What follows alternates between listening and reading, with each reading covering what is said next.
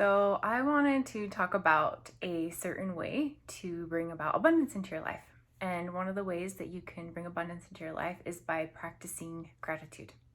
There is a lot of science out these days that suggests that when we practice gratitude in our lives, there's not only physical benefits, there's also mental benefits as well. Some of the physical benefits will be better cardiac health, increased vagal tone, lowered blood pressure, and we can get a greater sense of purpose. There's a lot, you can go Google it online. There's a lot of benefits of practicing gratitude in your life.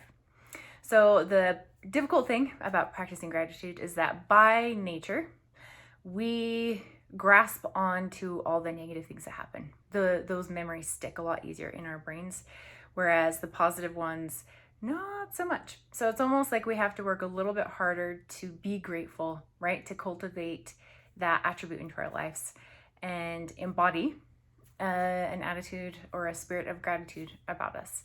And sometimes that can seem difficult or impossible at first, but the more we practice gratitude, the more it becomes a part of who we are, to the point where you can be in a place in your life where you are on a consistent basis practicing gratitude, and it's just part of who you are and what you like to do. So I wanted to talk about a few things. We're going to talk about a few tools.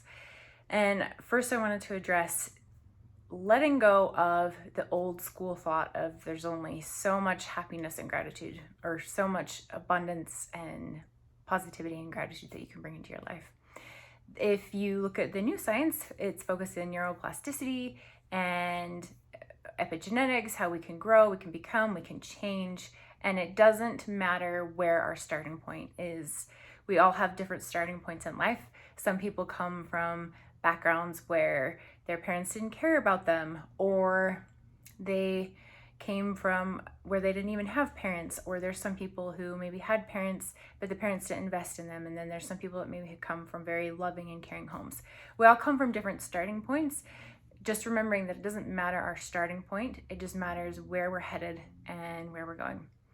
So one of the tools to remember is that knowledge, often we're told knowledge is power.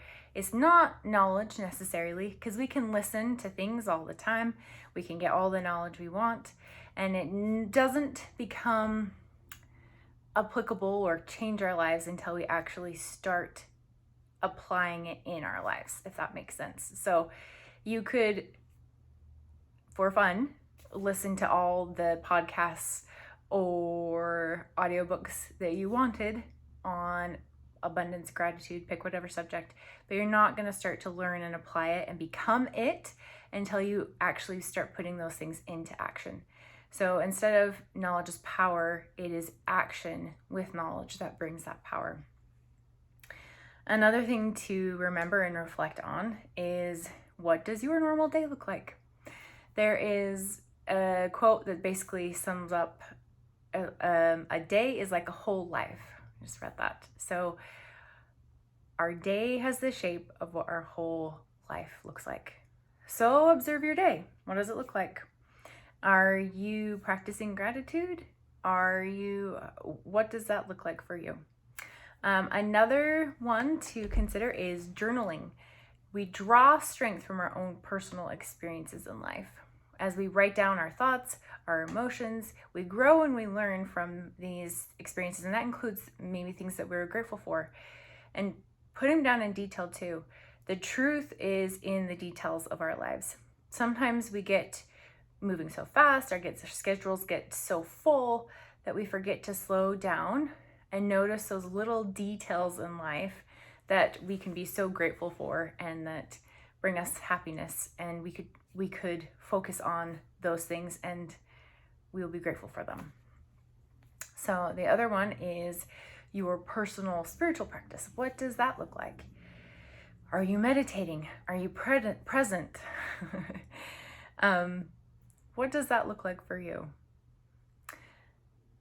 And remember that gratitude isn't the same as being positive. So we can be positive and we can overlook our negative thoughts, emotions, all the things, and that can be considered positive toxicity, where gratitude is truly where we just find the little details, we can be grateful for them, and it doesn't mean that we're overlooking thoughts and emotions or things that need to be looked at and addressed. Frankly, a lot of our emotions can be a call to action that we need to change something, and that could be something we are grateful for as well. So, my friend, open yourself up to the glorious gift of abundance and do that by the way of gratitude.